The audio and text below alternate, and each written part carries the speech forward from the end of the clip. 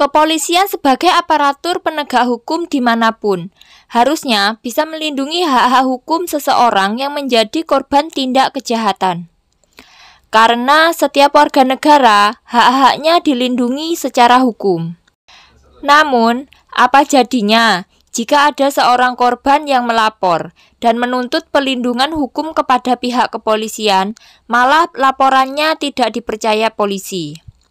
Bahkan, dianggap menyebarkan berita palsu atau hoaks. Lantaran kasusnya mirip dengan adegan film yang ada di televisi. Kasus ini sempat viral dan heboh pada tahun 2015 di California, yang mana korban penculikan dan pelecehan seksual ini tidak mendapatkan keadilan, malah dituduh menjadi dalang atas rekayasa adegan penculikan oleh aparat penegak hukum. Bagaimana detail kisahnya? Silahkan simak di episode Cermin kali ini.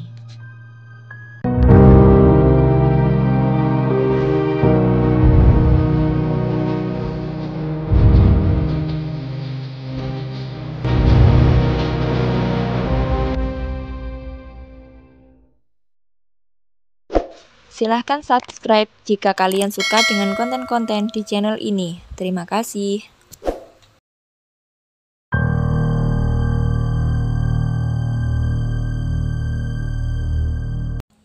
Kisah ini bermula pada 23 Maret 2015 tengah malam di Vallejo, California, Amerika Serikat. Saat itu, Aaron Quinn tinggal bersama kekasihnya, Dennis Haskins, di sekitar wilayah tersebut. Tanpa mereka sadari, pada malam itu kediaman mereka sedang diintai oleh orang asing. Pasangan yang sama-sama bekerja sebagai ahli terapi fisik di rumah sakit setempat itu menikmati malam bersama. Namun, malam berubah menjadi mengerikan sekitar jam 3 pagi ketika mereka dibangunkan oleh cahaya terang dan suara listrik yang terdengar seperti senjata bius. Seorang pria menyuruh mereka berbaring di tempat tidur menghadap ke bawah, memerintahkan Dennis untuk mengikat tangan dan kaki Aaron dan menutup mata mereka dengan kacamata renang berwarna hitam. Pria itu memaksa Aaron untuk menyerahkan informasi perbankannya. Setelah itu, pria tersebut meminta Aaron mengenakan handphone dan memutar musik yang menenangkan. Para penyusup kemudian mengikat keduanya.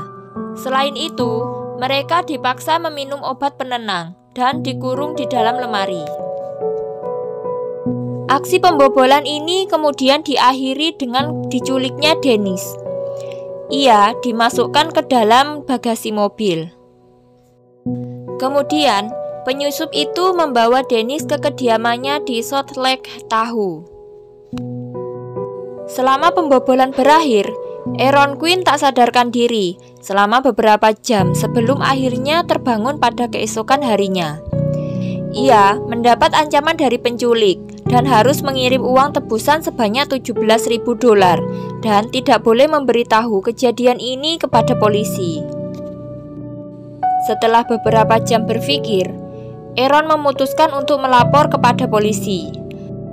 Tepat pada jam 2 siang waktu setempat, Aaron pun datang ke kantor polisi untuk melapor dengan harapan kasus ini dapat secepatnya diproses oleh polisi dan kekasihnya Dennis cepat ditemukan. Yang tidak Aaron ketahui, keputusannya ini justru membawa masalah yang lebih pelik untuk dirinya. Kurang lebih 12 jam setelah kejadian penculikan di kediaman Aaron menceritakan detail kronologi kejadian pada malam itu kepada polisi. Dari proses penyergapan, penculikan, serta permintaan uang tebusan oleh pelaku. Setelah pihak kepolisian mendengarkan kesaksian yang disampaikan oleh Aaron, mereka merasa ada kejanggalan dari apa yang disampaikannya. Polisi justru mencurigai Aaron sebagai pelakunya.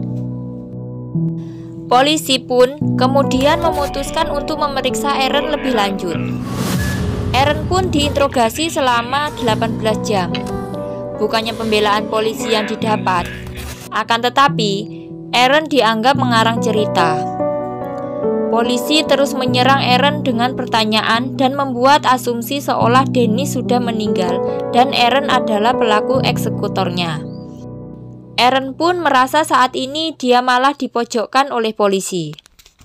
Kecurigaan polisi dan menuduh Aaron hanya menceritakan hoaks tidak berhenti sampai di situ. Kasus ini pun menjadi semakin pelik sampai kejadian di luar ekspektasi pun muncul.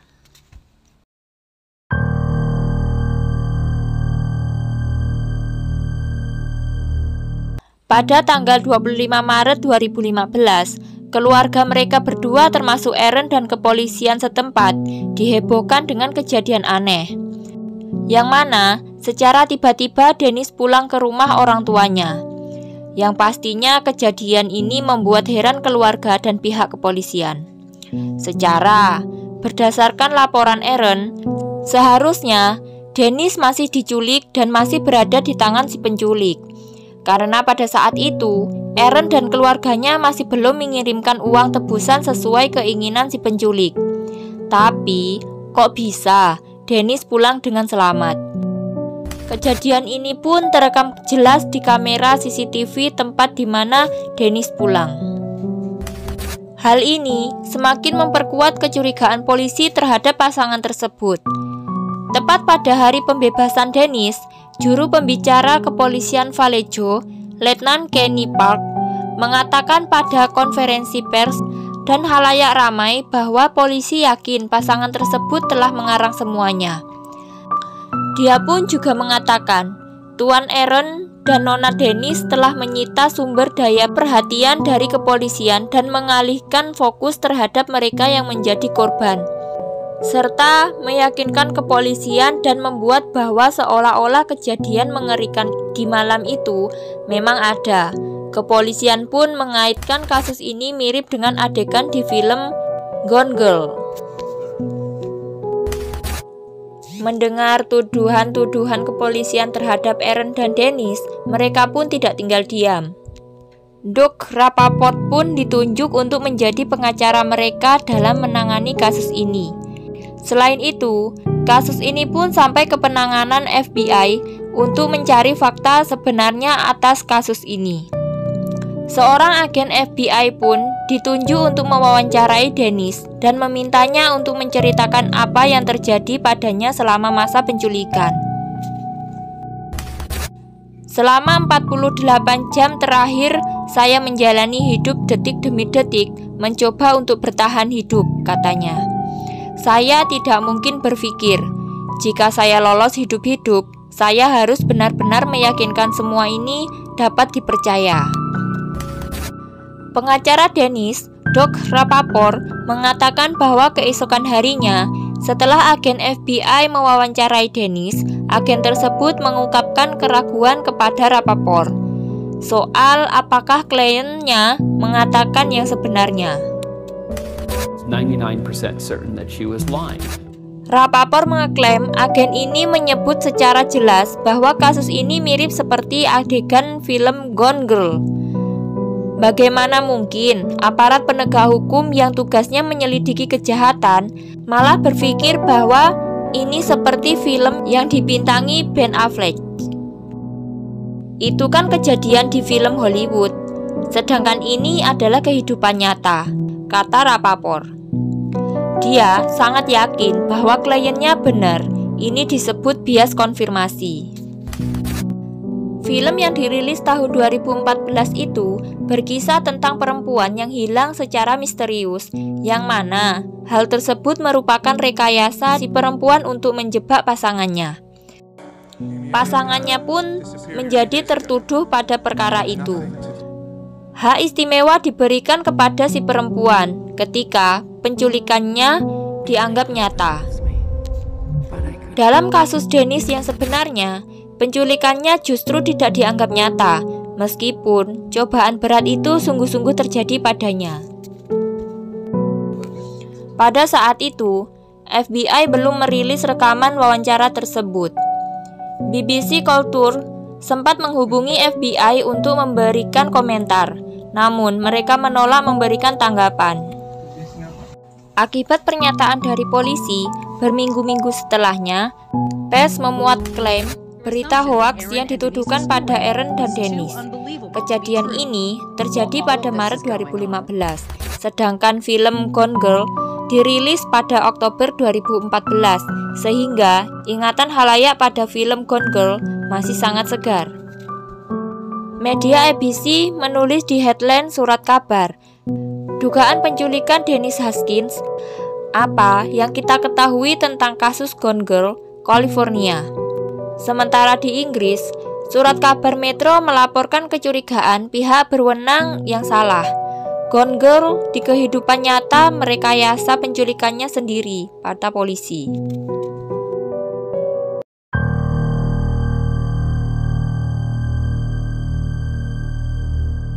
Dirasa tidak ada pembelaan dari kepolisian Vallejo, bahkan menyudutkan Aaron dan Dennis dengan tuduhan hoaks.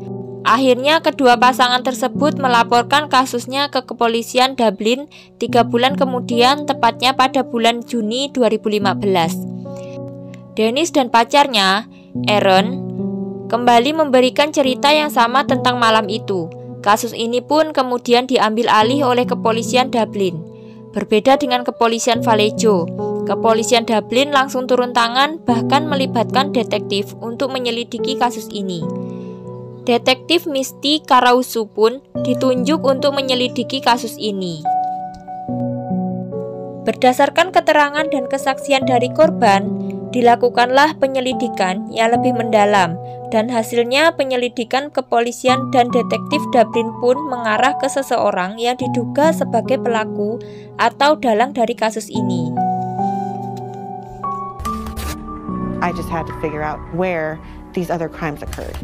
Polisi pun kemudian menggeledah sebuah rumah yang ada di Salt Lake Tahoe. Rumah tersebut adalah rumah milik Matthew Muller yang merupakan pelaku penculikan Dennis.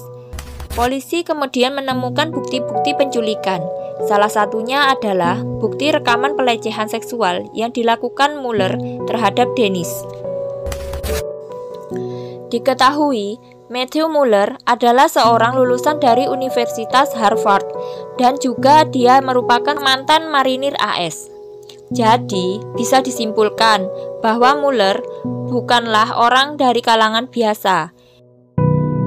Ia dilaporkan mengalami gangguan bipolar dan menderita suatu sindrom setelah bertugas dalam Perang Teluk awal dekade 1990-an. Sedikit informasi, gangguan bipolar adalah masalah kesehatan mental yang menyebabkan perubahan suasana hati, energi, tingkat aktivitas, konsentrasi, dan kemampuan untuk melakukan kegiatan sehari-hari. Kemungkinan faktor tersebut yang mendorong Muller melakukan tindakan penculikan dan pelecehan seksual terhadap Dennis. Bahkan, pengancaman serta pembebasan Dennis secara tiba-tiba yang diduga faktor dari perubahan mental Muller. Sebelumnya, Muller ditahan selama 6 bulan pada kasus penculikan lainnya. Dari kasus itu, Kepolisian Federal Amerika Serikat menelusuri keterlibatannya dalam kasus Dennis. Meskipun Muller mengidap gangguan mental atau bipolar, tak lantas membuatnya terbebas dari jeratan hukum. Matthew Muller akhirnya dijatuhi hukuman penjara selama 40 tahun. Ia terbukti membius sepasang kekasih. Muller juga bersalah karena menculik, melakukan pelecehan seksual, serta meminta tebusan untuk Dennis sebesar $8,5 ribu atau 116 juta rupiah. Meskipun sebelumnya ia sempat membantah tuduhan atas uang tebusan tersebut.